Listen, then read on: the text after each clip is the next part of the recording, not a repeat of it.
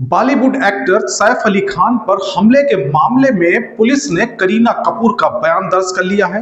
करीना ने पुलिस को बताया कि सैफ ने महिलाओं और बच्चों को बचाने की कोशिश की, वे बीच में आए तो हमलावर करीना के छोटे बेटे जहांगीर तक नहीं पहुंच पाया।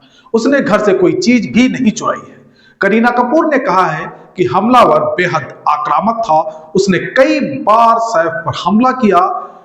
करीना कपूर के मुताबिक वो हमले के बाद घबरा गई थी, इसलिए करिश्मा कपूर के साथ वो उनके घर चली गई थी। एक्ट्रेस के बयान के बाद पुलिस ने बांद्रा स्थित सतगुरु शरण बिल्डिंग, जहां सैफ अली खान रहते हैं, और करिश्मा के खार स्थित आवास पर सुरक्षा बढ़ा दी है। न्यूज एजेंसी एएनआई की एक रिपोर्ट है, उसके मुताबिक इस मामले में पुलिस ऑटो ड्राइवर भजन सिंह से भी पूछताछ कर रही है।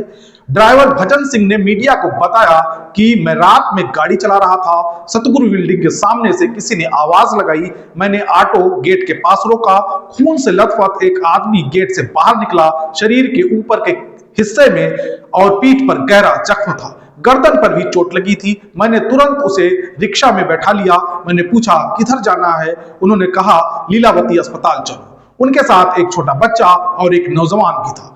मैं उन्हें नहीं जानता था, मुझे वहां करीना कपूर नहीं दिखी। पुलिस ने भी मुझसे अब तक कोई पूछताछ नहीं की है। उधर मुंबई के लीलावती हॉस्पिटल के chief neurosurgeon doctor Nitin Dange और सीओओ डॉक्टर नीरज उत्तमानी ने बताया कि सैफ को आईसीयू से अस्पताल के स्पेशल रूम में शिफ्ट कर दिया गया है, वह खतरे से बाहर है। सैफ अली खान पर बुधवार देर रात घर में घुसकर चाकू से हमला किया गया था। उन्हें गले, पीठ, हाथ और सिर समेत 6 जगह चाकू लगा था। उन्हें रात में ही हॉस्पिटल ले जाया गया था। लीलावती अस्पताल के सीओओ डॉक्टर नीरज उत्तमानी ने बताया कि सैफ की रीढ़ की हड्डी में चाकू का टुकड़ा फंसा था और फ्लूइड भी लीक हो रहा था। सर्जरी करके इसे निकाला गया।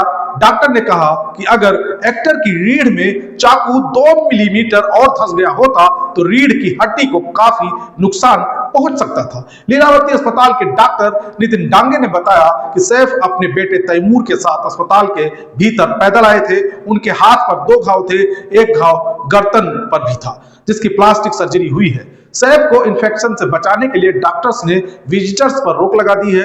उम्मीद है कि 1 हफ्ते में रिकवरी हो जाएगी। यह घटना सैफ करीना के बच्चों तैमूर जे के कमरे की बताई जा रही है, जहां बच्चों की देखभाल करने वाली मेड नैनी अरियामा फिलिप उर्फ लीमा मौजूद थी। मेड ने पुलिस को बताया कि उसे बाथरूम के पास एक परछाई नजर आई थी। उसे लगा कि करीना शायद अपने छोटे बेटे को देखने आई होंगी, लेकिन तभी एक व्यक्ति दिखा जिसने उसे धमकाया और 1 करोड़ रुपए की मांग की। हमलावर को देखकर मेड चीख पड़ी। आवाज सुनकर सैफ अली खान बच्चों के कमरे में पहुंचे। सैफ को देखते ही अज्ञात शख्स ने उन पर हमला कर दिया। आरोपी और सैफ के बीच हाथापाई हुई। इस बीच दूसरी मेड भी आ गई। हमले को लेकर 2 थ्योरी बन रही है, लेकिन अभी तक वजह साफ नहीं हो सकी है। पहली थ्योरी है कि हमलावर चोरी की नीयत से घुसा। सैफ की टीम के ऑफिशियल बयान में बताया गया कि सैफ अली खान के घर पर चोरी की कोशिश की गई। हमले में सैफ के घर की एक मेड अरियामा फिलिप उर्फ लीमा भी जख्मी हुई है। दूसरी थ्योरी यह है कि घर में एक व्यक्ति घुसा, मेड में उसकी बहस हुई। डीसीपी गेदाम दीक्षित ने बताया कि सैफ अली खान खार के फॉर्चून हाइट्स में रहते हैं। देर रात एक व्यक्ति सैफ के घर में घुसा और मेड से बहस की।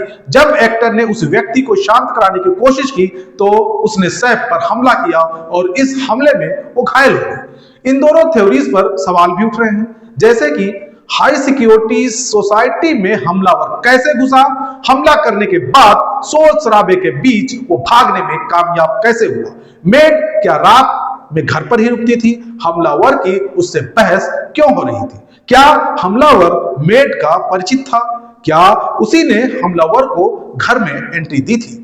हमले के वक्त सैफ के घर में 3 महिला और 3 पुरुष नौकर मौजूद थे।